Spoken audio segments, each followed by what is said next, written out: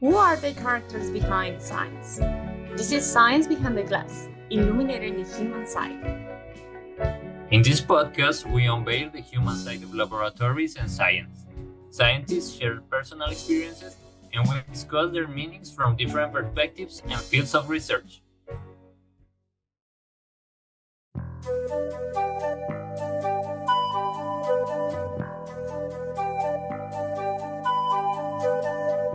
Hello, my name is Linda Hernandez. I'm a biologist and I hold a PhD in physics and natural sciences from James Cook University, Australia. Hi, my name is Daniel Guerra. I am a doctoral student in marine science and limnology at the National Autonomous University of Mexico. Welcome to the first episode of our new podcast, Science Behind the Glass, Illuminating the Human Side. In this program, we aim to bring the human side of scientists closer to our audience. Through several episodes, we will be interviewing scientists from around the world, who will share their life stories and how scientific practice has defined them as individuals. We will demystify the scientific stereotypes. This program is unique because it is broadcasted in two languages, Spanish and English. Your hosts are located on different continents, Australia and Mexico. This allows us to have a broad perspective on contrasting cultures and scientific multiculturalism. In Science Behind the Glass, we delve into the thoughts and personal positions of our guest scientists, debating controversial topics within the academic and scientific systems. You can tune in every 2 weeks to hear stories of ordinary people dedicating their efforts to scientific pursuits. However, they also face conflicts and challenges just like anyone else. We will explore how often their stories hold deeper meanings when viewed from the perspective of academia and scientific endeavors. Since the idea is to close the gap between languages, we are going to translate the interviews from Spanish to English and from English to Spanish. To kick off this chapter, we have a very special interview. For today, we will introduce you to researchers. Gonzalo Fajardo, Master in Biological Sciences from the National University of Colombia, who specializes in studying the sexual evolution of butterflies and moths. And Osiris Gaona, PhD in Sciences from the National Autonomous University of Mexico, who is an expert in bat ecology. Our interviewees will share some of their anecdotes, and we will discuss gender perspectives and the complexities of maintaining a healthy balance between family life and career in academia in different scenarios. Without further ado, let's listen to the interview. Gonzalo, welcome, and thank you for being here. Tell us in simple words, what do you work on? Buenas tardes, hola Daniel, hola Linda, gracias por la invitación. Creo que soy el primero en este intento de podcast sobre Behind the Science. Gracias por invitarme, ¿listo?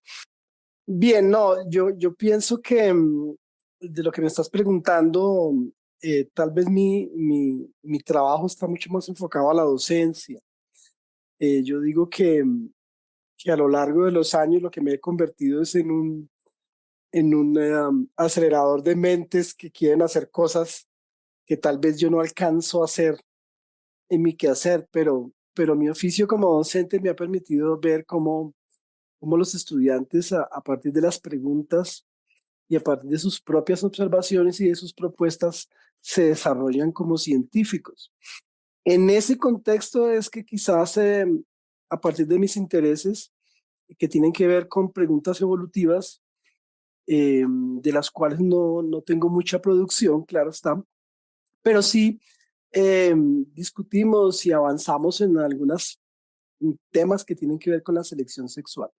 Con la selección sexual, principalmente en insectos como modelo de estudio, y alguna que otra idea que tiene que ver con la faunística y la biodiversidad en las zonas andinas, en las montañas colombianas, que son, como dice algún colega, un crisol de especiación, y en las que encontramos una enorme diversidad y todavía mucho por hacer en un país como este, ¿no? Good afternoon. Hello, Daniel. Hello, everyone. Thank you for the invitation. I believe I'm the first guest on this Science Behind the Glass podcast attempt. Thank you for having me. My work is mainly focused on teaching. Over the years, I've become a catalyst for minds that aspire to achieve things that perhaps I don't manage in my own endeavors. But my role as an educator has allowed me to witness how students resolve their questions, observations, and proposals to develop into scientists. In this context, we engage in discussions and make progress on certain topics related to sexual selection and evolution, especially in insects as a study model. Although I don't have much scientific output in this area, of course. We also explore ideas related to the fantastic biodiversity in the Andean regions and Colombian mountains, which, as some colleagues says, are crucial source of speciation. In these areas, we encounter tremendous diversity, and there is still much to explore in a country like this. Do you remember the moment or motivation that led you to choose a career in science? Si entiendo bien, este es un podcast internacional. En mi caso, en un país como el nuestro, un país latino, donde el avance de la ciencia natural es lento y depende mucho de las posibilidades de recursos y, por qué no, de la interacción con buenos profesores. En mi caso, el interés por la ciencia y por las ciencias naturales viene desde mi casa. Tuve la suerte de tener una madre universitaria y de crecer en un ambiente, digámoslo así, de libre pensar y de libre preguntar. Y tal vez desde ahí fue que me nació la intención de estudiar ciencias naturales, de estudiar biología y de avanzar en la biología ya a nivel profesional, a nivel de estudiante, a nivel de formación. Claro, todos tenemos detrás algún docente que nos influyó y tuve varios. Recuerdo precisamente hace poco revisando unos artículos que encontré documentos de un profesor que influyó mucho en mí, Carlos Osorio, y otro profesor, Rodrigo Torres, y otro profesor, Tomás Armando Gil. Entonces siempre tenemos personas que influyeron, que nos enriquecieron, que desinteresadamente nos soltaron un libro, nos prestaron literatura, y eso es lo que permitió como empezar a organizar preguntas e intereses, ¿no? Siempre hay alguien que determina un camino, digo yo.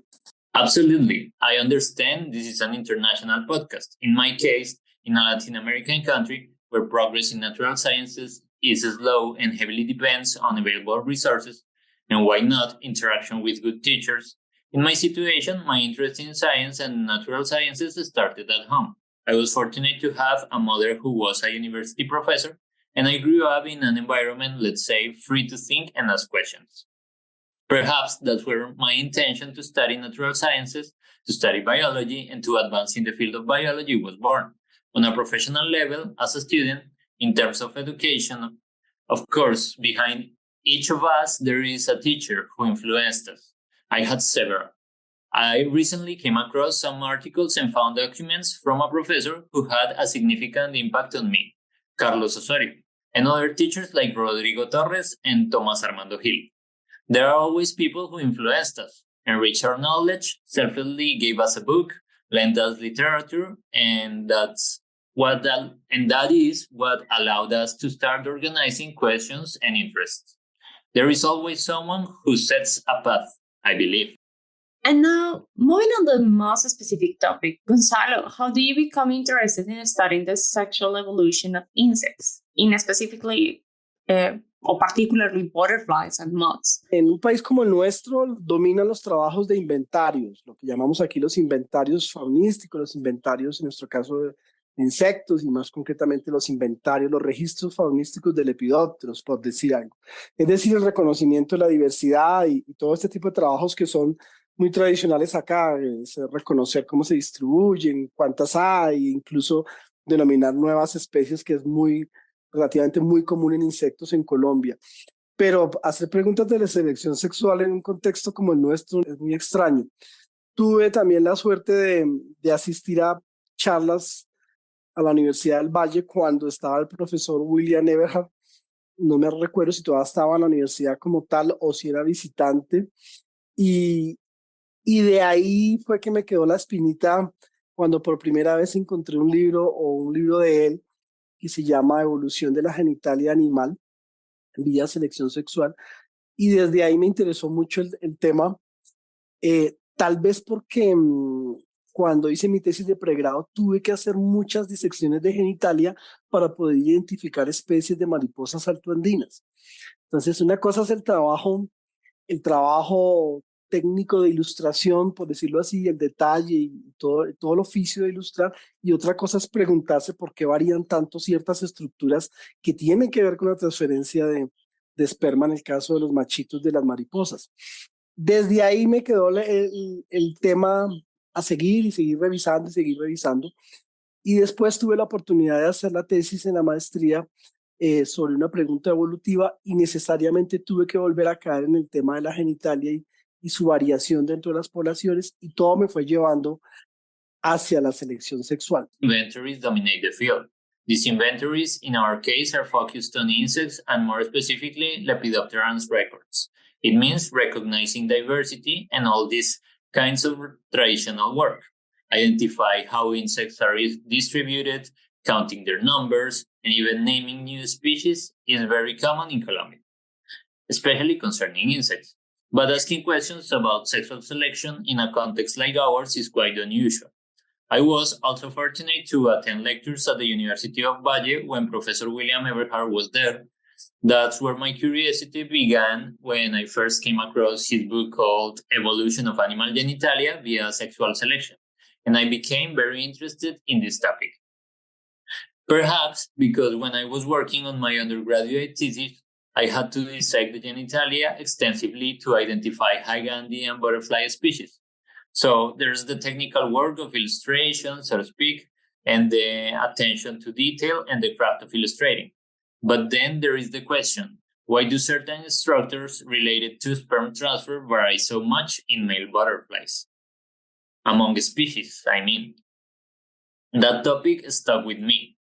I kept exploring, and later I had the opportunity to focus my master thesis on an evolutionary question.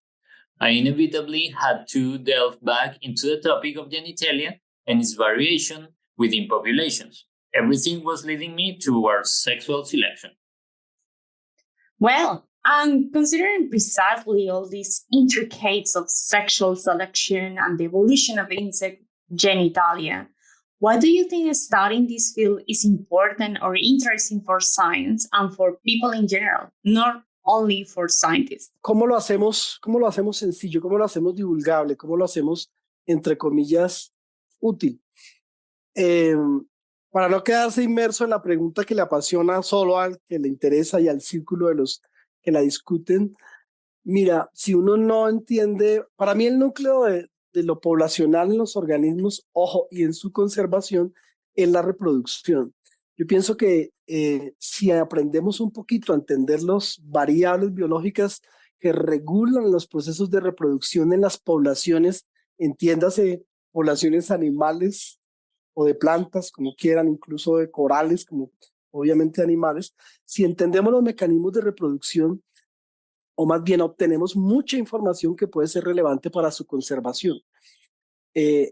Yo creo que realizar planes de conservación con base en la simple distribución de las especies no es suficiente. A mí me parece que si conocemos un poquito de su reproducción, tenemos mejor información y mejores herramientas para entender cómo conservar las especies. O sea que yo sí creo que hay que estimular a los trabajos que tengan que ver con reproducción, no solo con el tema de la genitalia, que parece un tema extraño. Es más, incluso entre jóvenes me dicen, profe, ¿y eso se estudia? Lo que pasa es que el punto es que una estructura como la genitalia animal, en el caso de los insectos, no solo es para la transferencia de esperma, tiene una cantidad de variables comportamentales, de selección y, entre comillas, de toma de decisiones animales que determinan la continuidad o no de la misma especie. Entonces, por eso digo que si entendemos las variables que están en juego a los momentos de la reproducción, entendemos cómo conservar mucha de la fauna que hay en esos países que son de enorme diversidad. Cualquiera que haga zoocría, incluso cualquiera que críe en granjas, incluso cualquiera que haga un ejercicio básico de cría, sabe muy bien que si controla ciertas variables va a tener éxito en la reproducción de lo que esté criando. Igual ocurre con el conocimiento de las variables a nivel ambiental, a nivel biológico, a nivel natural, me parece a mí. Entonces es importantísimo para la conservación. Y además de la conservación, para la educación y pues para maravillarnos de la cantidad de posibilidades que hay de comportamientos reproductivos en los organismos. Yes, how do we simplify it? How do we make it accessible? How do we make it, in a way, practical? It is practical not just for those passionate about the topic or within the circle of experts discussing it. For me, the core of population biology and conservation lies in reproduction. I believe that if we learn to understand the biological variables regulating reproduction in populations, be it animal or plant populations, even corals, which are, of course, animals, we gain valuable insights that can be relevant for the conservation. I think creating conservation plans solely based on species distribution is not enough. It seems to me that if we have some knowledge about their reproduction, we have better information and tools to understand how to preserve a species. I genuinely believe we should encourage research related to reproduction, not just focusing on genitalia, which might seem like an unusual topic. In fact, even among young people, I hear them say, "Professor, is that really studied?" The thing is, a structure like animal genitalia, in the case of insects, isn't just for sperm transfer. It involves a myriad of behavioral selection variables and, figuratively speaking, animal decision-making processes that determine continuity or extinction of the species. That's why I say if we understand the variables at play during reproduction, we comprehend how to conserve much of the diverse fauna in countries blessed with an immense biodiversity. Anyone involved in animal husbandry, even those who run farms, or anyone engaged in basic breeding exercises, know very well that controlling certain variables leads to success in the reproduction of the species they are raising. Oh, that sounds really interesting. And changing a little bit the topic, one of the aspects we are eager to explore in this program is how scientists find a balance between their family life and their academic career. How do you manage this challenging task? Yo no sé si me eligieron porque saben que tengo familia o si la pregunta va a ser abierta para cualquiera persona que ejerce el oficio de lo que llamamos ciencia. El oficio de preguntar, digo yo, que creo que la pregunta responde a un estereotipo que existe respecto a la imposibilidad de tener familia cuando se es un científico. Bueno, es que la misma connotación de científico puede ser un cliché. Es decir, preguntar y el ejercicio de preguntar a nivel sobre cosas naturales y de tratar de responderlas no es contradictorio con el ejercicio de tener un niño en casa o tener una familia. En mi caso, obvio que es difícil. ¿Qué es difícil? El manejo de los tiempos, el manejo de las variables, el manejo de los chicos, pero todo requiere un espacio y un momento y yo creo que no son incompatibles, son más bien de salirse un poco del estereotipo de la persona que tiene que estar concentrada en un tema y no requiere ningún solo ruido para concentrarse. Para mí eso es falso. Yo pienso que quien liga familia, bienestar de la familia, nada más y nada menos, con el quehacer de resolver preguntas, es decir, de hacer ciencia, tal vez hay un desacelere en el desarrollo del tiempo, pero hay un gran compense en la calidad de vida y es más, en la calidad de persona que trabaja en una pregunta en ciencia. Asking, questioning, and the exercise of asking about natural phenomena and trying to answer them, it is not contradictory to having a child at home or having a family. In my case, it's obviously challenging to manage time, handle variables, and deal with the little ones, but everything requires a space and a moment. And I don't think they are incompatible. It's more about breaking away from the stereotype of someone who must be completely focused on a topic and can't stand any distractions. To me, that's false. I believe that combining family well-being with the pursuit of answering questions, in other words, doing science, maybe slows down the pace of progress a bit, but it compensates greatly in terms of quality of life. Moreover, it enhances the quality of the person working on the scientific inquiry. Absolutely. Your point is fascinating because asking questions is indeed a very childlike exercise, isn't it?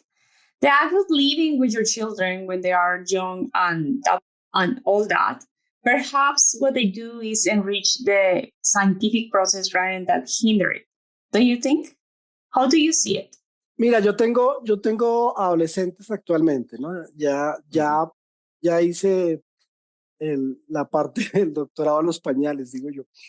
Que es una tarea difícil, pero si uno tiene claro en lo que está, es todo un cuento, es todo un desarrollo de familia. Es que eso depende de la manera como tú vivas, del proyecto que tengas con tu compañero o compañera, de la manera como se ensamblan las cosas. Entonces, si las cosas van de la mano en coordinación más o menos con todas las discrepancias que puedan haber, porque esto es así, esto es discutible, las cosas funcionan. Pero lo que quiero llegar es que en el momento en el que estoy, yo tengo gente adolescente a mi alrededor, niñas, entre los 15 y los 17 años, pero yo recuerdo muy bien que yo haciendo el examen de candidatura para el doctorado, que me tocó hacerlo virtual, la menor que tenía 14 años en ese momento, cuando yo terminé mi disertación como de 2 horas y de preguntarme, y ustedes saben lo que es una defensa de candidatura, eh, resultó que ya estaba interesadísima y súper respetuosa de la situación y hasta me pasaba papelitos diciéndome, no vayas a decir esto, estás hablando bien, porque era virtual el ejercicio. Entonces, definitivamente no podemos pensar en hacer un ejercicio de persona que está metida en el centro de las cosas científicas, desligado de su entorno familiar. Es que hace parte del mismo escenario. No me pongo la bata para volverme un científico, así es. Soy el mismo humano que viene de una casa, de un hogar, con unas variables psicológicas, sociales de hogar, de familia, y que si pertenezco a una institución, ejerzo un oficio de docente o de director de tesis o de hacedor de preguntas y de búsqueda de métodos y esas cosas que todos hacemos. Yes, you know, I have teenagers now. I've already gone through the diaper phase of my doctoral journey, I would say. It's not easy, but it depends on the projects you have with your partner. It depends on how things come together. So if things are in sync, more or less, despite any disagreements, because let's face it, disagreements happens and these things are debatable. But what I want to emphasize is that at this point in my life, I have teenagers around me, girls between the ages of 15 and 17.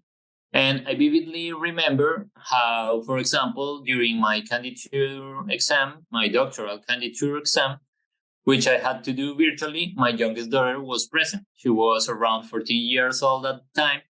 When I finished my 2-hour dissertation and question, and you know what a candidacy defense is like, she was incredibly interested and respectful of the situation. She even passed me notes saying things like, don't say this, you're doing great. So we definitely cannot think of a person deeply engaged in scientific endeavors as being disconnected from their family. It's a part of the same context.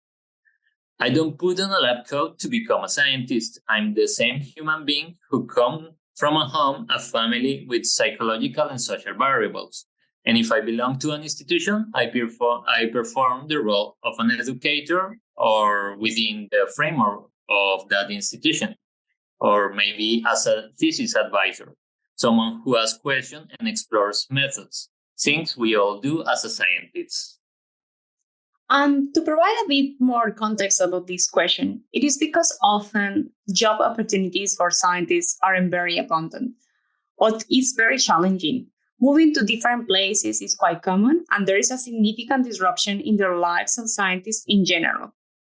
So these challenges are typically managed either remotely or by distributing the responsibilities within the family. No, eso tiene que ser un proyecto. O sea, hacer familia es un proyecto tan importante como hacer un proyecto académico. Y tiene que tener un mínimo de orden y un mínimo de proyección. No puede existir un azar y un completo de venir así al azar para desarrollar un núcleo familiar y ejercer docencia e investigación. Esto requiere una organización. Por eso digo que no es fácil. Eso tiene sus subidas y sus bajadas, pero depende mucho de la calidad humana y de los componentes que yo pienso que rayan en lo personal y en el desarrollo y en las aspiraciones de la pareja y todo eso, ¿no? No es fácil, pero en mi caso, pues ahí vamos.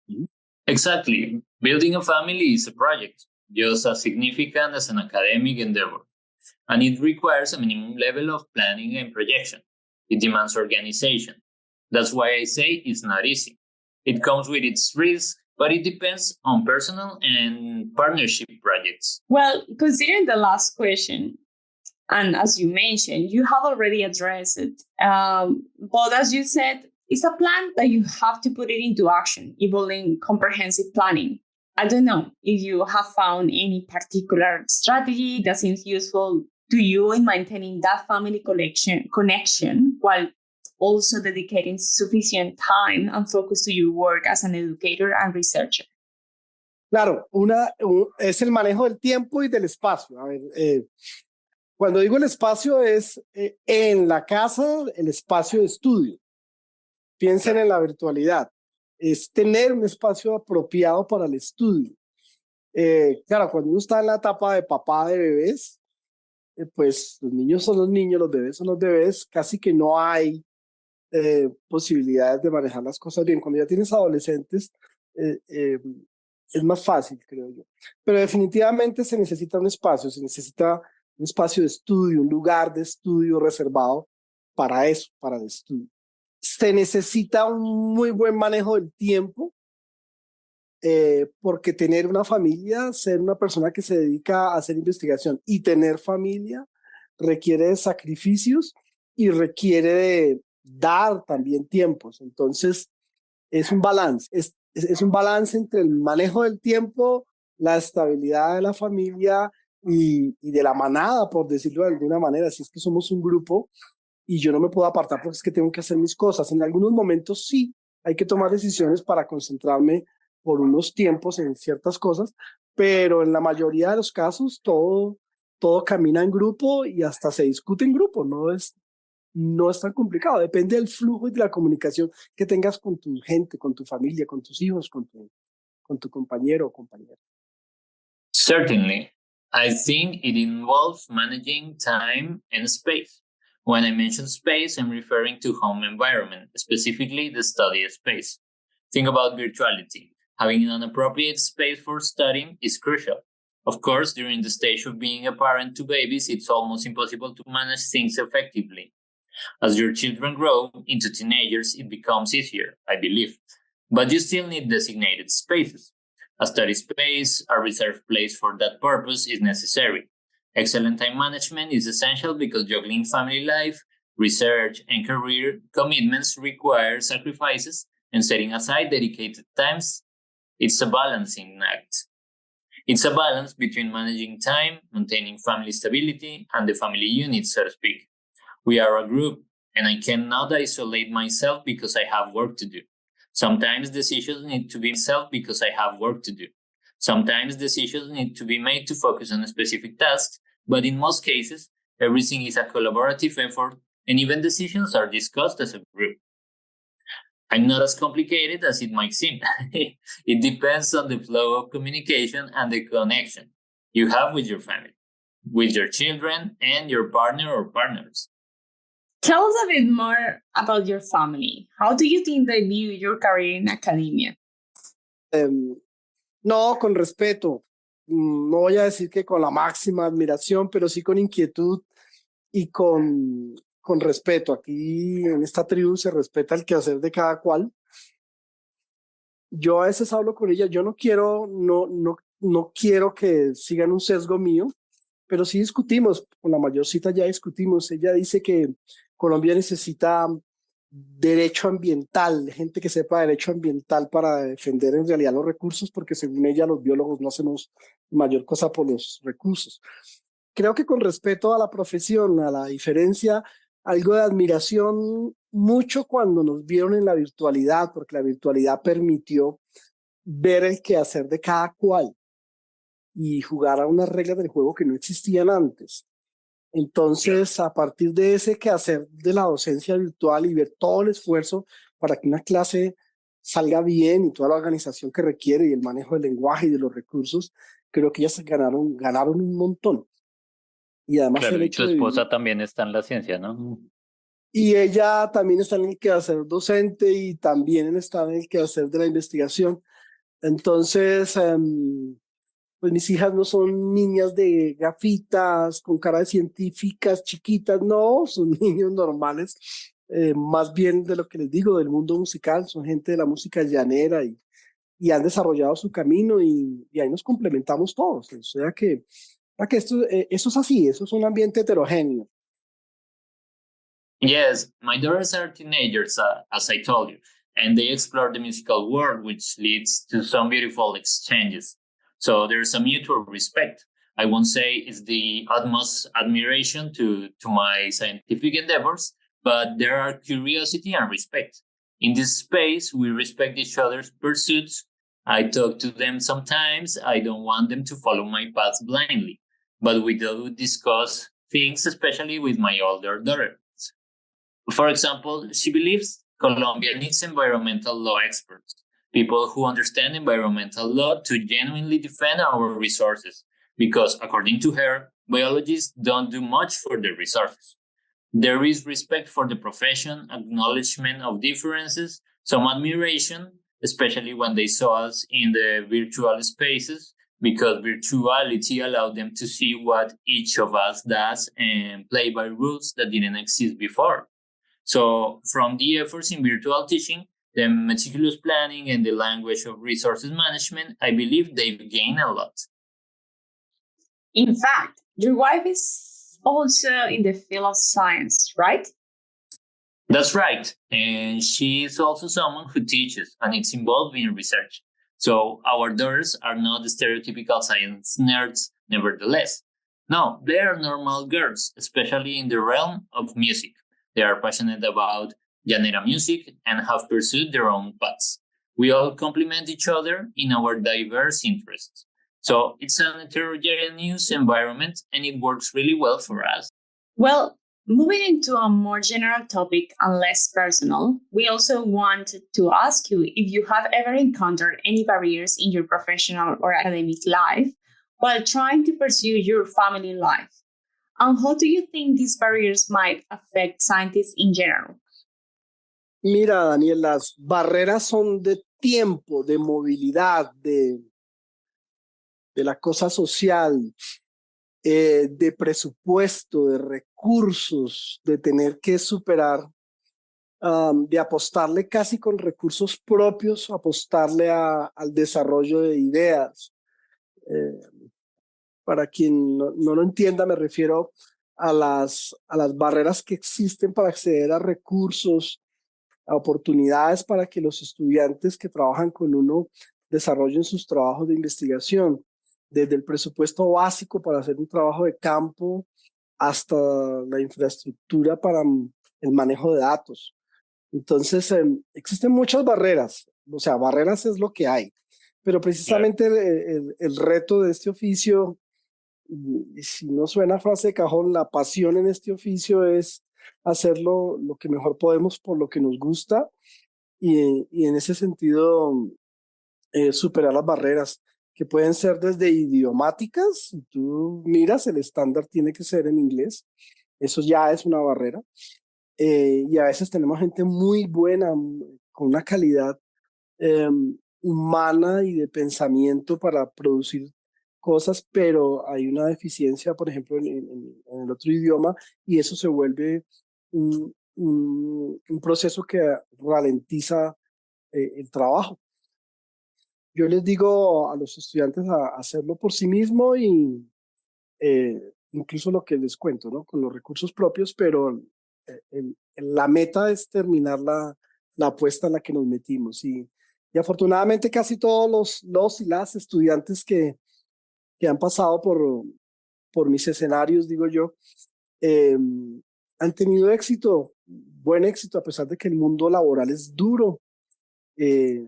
Graduarse a veces significa salir de un estado de letargo académico a una sociedad en la que las oportunidades no son las mismas. Entonces, casi que salir de la universidad es un choque fuerte mientras vuelvo a proyectar mis enfoques académicos y la búsqueda de recursos, ¿no? Well, I think the barriers are related to time, mobility, social aspects, budget, constraints, resources, and even investing one's own resources in developing ideas. For those who may not understand, I'm referring to challenges in accessing resources and opportunities for students working with me to conduct their research. That's an example. From basic fieldwork budgets to data management infrastructure. So there are numerous barriers. That's the reality. But precisely the challenge in this profession, and pardon the cliche, lies in the passion for doing the best we can for what we love. In that sense, it's about overcoming barriers, which can range from language barriers, like the standard English requirement in academic publications, which is in itself a barrier. Sometimes we have exceptionally talented individuals with great humanity and innovative thoughts, but there might be a deficiency, for example, in proficiency in another language, which becomes a hurdle and slows down the process. I encourage my students to navigate this journey on their own. Even with limited resources, the goal is to finish the commitment we have undertaken. Thankfully, almost all the students who have been through my programs, I like to think they have succeeded. Despite the harsh realities of the job market, graduation often means transitioning from an academic cocoon, so to speak, to a society where opportunities aren't always equal. So, leaving university can be a harsh reality check. But while I reevaluate my academic pursuits and resources, seeking strategies, the determination to move forward remains constant. I think that's the most important part. Certainly. Taking into account these barriers, do you believe these challenges could also impact, for instance, the family life of researchers or students? Many students already have families and face the same hurdles, right? How do you think this affects their family life? Mucho, mucho porque, pues si tú haces familia, tienes que tener claro que necesitas un mínimo, un mínimo vital organizativo, es decir, necesitas tener una familia, necesita una infraestructura, es decir, necesita un espacio donde vivir, todo un plan de trabajo, todo un plan familiar versus el plan laboral. Entonces, quien es joven y empieza una vida académica, una vida de investigación y además una vida familiar, es un sacrificio muy grande, es exageradamente grande. Yo si podría dar un consejo es, tómatela con calma, desarróllate intelectualmente con las posibilidades que te da el trabajo académico y personal, y en el momento conveniente y con los tiempos convenientes tomas decisiones de familia. Las decisiones son personales, obviamente, pero si toco lo familiar con lo investigativo, debo tener unos mínimos obvios para poder funcionar bien como familia y como persona interesada en la investigación, ¿no? No puedes desligar nada, es decir, habría varias etapas. Una es iniciar un proyecto familiar estando en plena desarrollo académico científico, si se dice así. Es un escenario bastante difícil. Otra etapa es ya tú tener un desarrollo de tiempo profesional, digamos, de cierta estabilidad y tomar la decisión de tener familia. Es distinto. Por eso yo digo que si estás en la etapa, no sé, no puedo poner un rango de años, pero digamos que si estás entre los 23 y los 30 y, no sé, 2, estás en el momento en el que la academia es lo tuyo. Y una vez logres un cierto umbral, si lo logras, estás en un buen tiempo de tomar decisiones de familia. No tener familia tampoco es que sea un delito no tenerla, pero si piensas de una manera así, complementaria, digo yo, de generar un núcleo familiar, yo pienso que hay edades. No fui papá viejo, pero no fui papá joven. Entonces, tal vez el éxito radica un poco en tener ciertas condiciones de estabilidad, no solo laboral, sino mental, para desarrollar el núcleo familiar y el núcleo científico, si lo quieres ver así. Yes, it impacts a lot, quite significantly. When you start a family, you need to understand that you require a minimum level of organization and stability. You need a living space, a plan for your family life, which needs to be balanced against your professional plan. So if you are young and embarking on an academic and research career while also maintaining a family life, it's an enormous sacrifice. It's exceedingly challenging. If I could offer any advice, it would be to take it easy, to intellectually develop yourself within the possibilities offered by your academic and personal life. Make family decisions at the right time and in the right circumstances. You can't separate everything. I would say there are several stages. One is starting a family while you are still in the midst of your academic or scientific development. If you start that way, it's a considerable tough scenario. Another stage is when you have achieved a certain level of professional stability, a certain level of time development, and making the decision to start the family then is different. That's why I say if you are in the stage, I don't know, I can't pinpoint an exact age range, but let's say between 23 and 30, that's the time when academia should be your focus. Once you reach a certain threshold, if you manage to achieve it, that's a good time to make family decisions. But not having a family is not a crime. I didn't become a father until I was older, so perhaps the key to success lies in having certain conditions of stability, not just professionally, but also mentally, to nurture both your family and scientific endeavors. If you see it that way, you know. Based on what you have mentioned and considering the age of scientists and individuals working in the field of science, what advice would you give them or give to people pursuing a career in the academia, but also perceive a family as a barrier? Si la familia es una barrera para ti en tu desarrollo profesional, ahí ya tienes una barrera, es decir, ya tienes una situación que resolver. Entonces, si la familia es un obstáculo para tu desarrollo, no tengas familia, porque de entrada ya estás pensando que va a ser un obstáculo. Entonces, desarróllate. ¿Cuál es el riesgo? ¿Cuál es la consecuencia? Que es obvio, la toma de decisiones tienes que dimensionarlas en el tiempo. Quizás más adelante ya no serás la persona con la edad adecuada para tener un hijo. ¿Listo? Entonces hay que tenerla clara, ¿no? Hay que dimensionar el tiempo de las decisiones. Es decir, no solo es tomar la decisión, sino que una decisión va a significar un largo tiempo de desarrollo. Bien sea para ser un científico solo, sin familia, tendrá sus consecuencias de dimensiones en el tiempo, o bien sea para ser un científico que se las juega por tener semejante oficio y además de eso tener familia. If you perceive family life as a barrier to your professional development, then you already have a challenge to overcome. If having a family seems like an obstacle to your progress, then perhaps it's best to delay starting a family. If you view it as a hindrance from the beginning, it's essentially to assess your priorities and decide when the right time for family planning might be.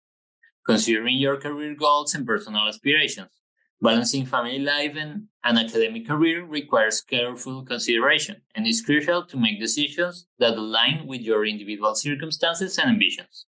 Leaving academia is often seen as a failure. Although these choices don't actually constitute a failure, this label persists in various environments. What are your thoughts on this?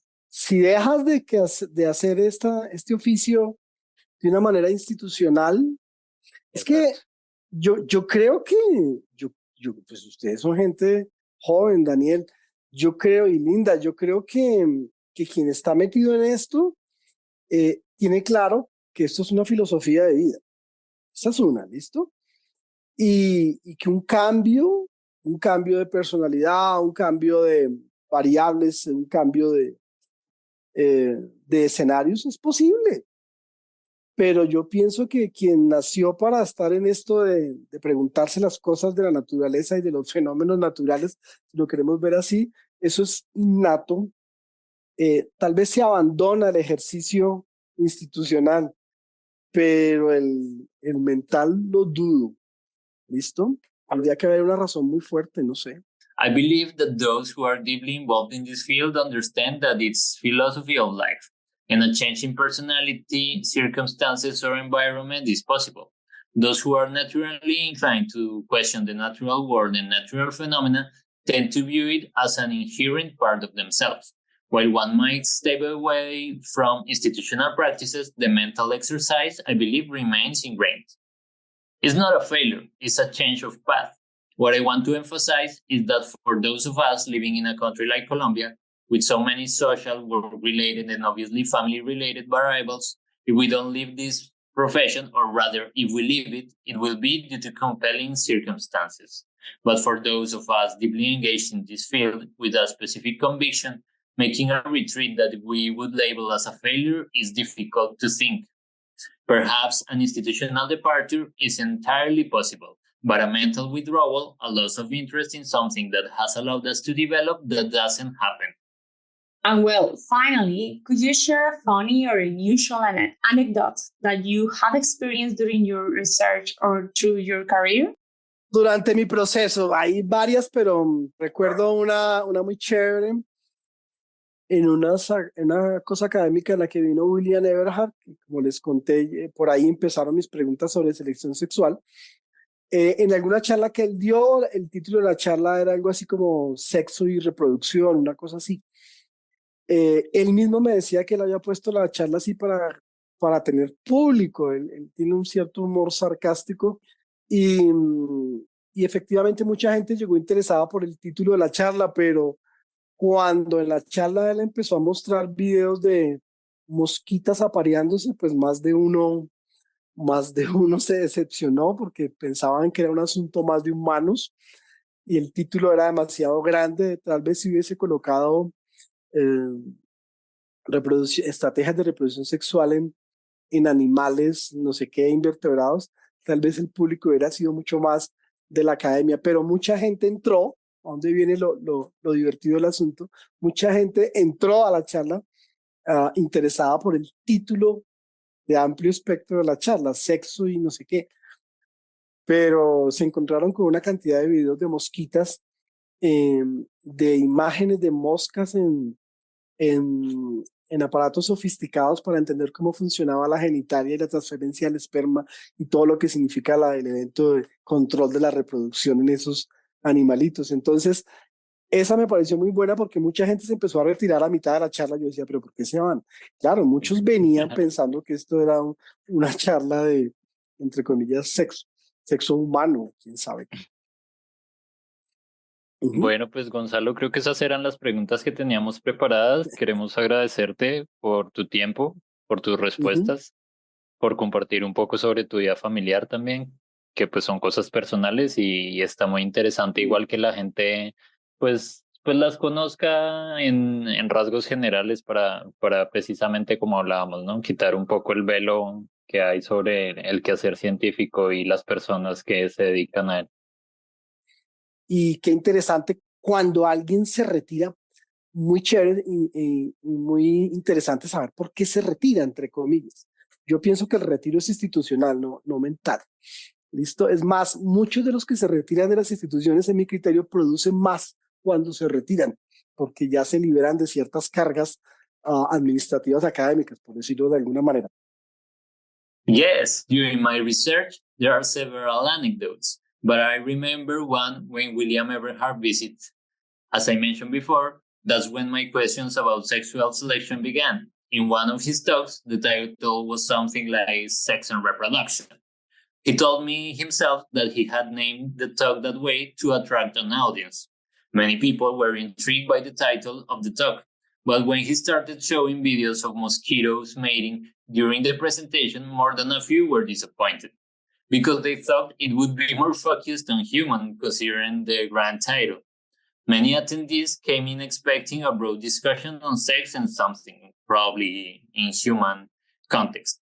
But instead, they were greeted with a series of videos featuring mosquitoes and images of flies mating.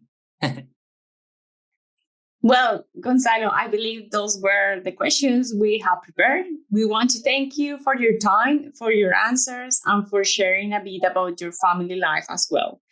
These are personal matters, and it's very interesting for people to know these aspects in general. Just as we were discussing, it helps lift the veil on scientific work and the individuals behind it. Yes, indeed. It's very interesting, for example, when someone retires, it's cool and fascinating to know the reasons behind their retirement, in quotation marks. I believe retirement is more of an institutional decision than a mental one, as I said. There you go. In fact, in my opinion, many individuals who retire from institutions end up being more productive after retirement. They free themselves from certain administrative and academic burdens, so to speak. Gonzalo, thank you for sharing so much personal information and for joining us in the premiere of Science Behind the Glass, Illuminating the Human Side.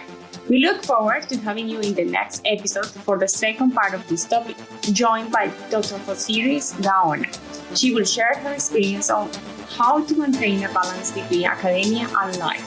This podcast is self-funded and self-edited by its host. We appreciate your audience. Please share and find us on YouTube, Spotify, and our official website. Thank you.